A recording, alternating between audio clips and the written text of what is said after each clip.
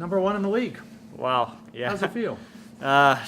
Pretty incredible. I mean, it's funny. Johnny Harnett came up to me. Both of us played in Vancouver last year. He went from 2-16 to what is it now? 14-4, so or 13-4, whatever it is. It's pretty incredible. So it's been a good journey, and I'm excited for what's to come now. Did you think this was possible at the beginning of the year? I mean, you knew the Bandits were 8-10. Obviously, it's a little better situation than you left, but still, it's a big jump to go from out of the playoffs. Yeah, first overall. You know what? Without sounding too cocky, when you see the guys they brought in the offseason and the youth on this team, and then when you add a guy like Matt Vincent net, that's the goal. You think, you're shooting for the stars with it. You know that first place is a possibility, and it's been a crazy year. Never in my life never in my career have I seen a team go 12-4 and be a question mark for first place. So it's been a real battle, and there's a lot of really good teams. So, I mean, we've got home floor, which is the first step, and then the next step is obviously have San Diego to keep things rolling, and then on to the playoffs. You just voted Matt as the MVP of this team.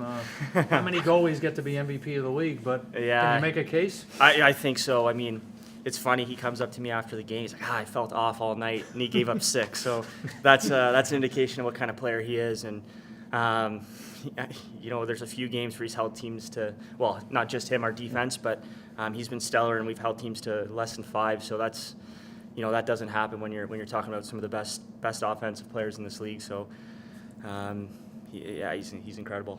Best all-around game of the season, or at least one of them. Offense, defense, goaltending, everything today. Yeah, I think offensively we shared the ball really well.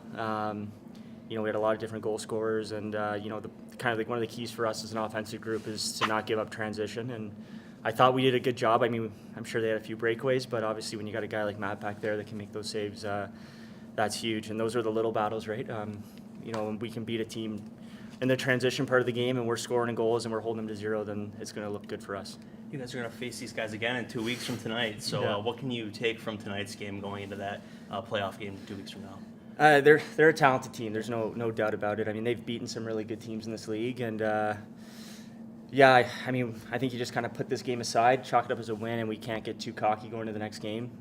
Obviously, I know our coaches are gonna, after San Diego, they're gonna break down a lot of film for us, and we'll have a lot of homework to do to kind of prepare ourselves, and we're gonna expect a different game and a different team to show up to play us.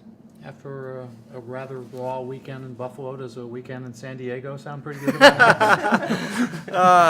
Would not, and it's not a missed game, Yeah, you know what? It's still a business trip for us. So we're not satisfied with just this win. We want to win out and be going into the playoffs on a high note.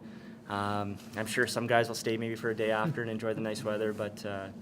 Our focus is to win the lacrosse game and then get ready for playoffs. And you've had enough bye weeks lately. I would think it'll be nice to get into a routine to play once every week from now on. Yeah, the bye weeks. You need them at times when there's injuries and kind of nagging things going on with guys. But we almost had 2 back-to-back there with just with the 1 game in between. So it's nice to kind of get those out of the way, and we can move forward and just focus on playing lacrosse.